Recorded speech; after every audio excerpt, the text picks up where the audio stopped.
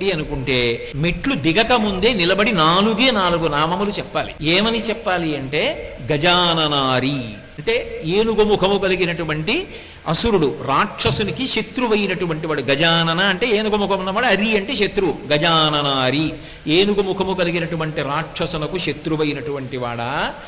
అలాగే అగస్త్యుని చేత స్తోత్రము చెయ్యబడినటువంటి వాడా. కనీసం నామంగా అక్కర్లా, ఇలా చెప్పినా చాలు.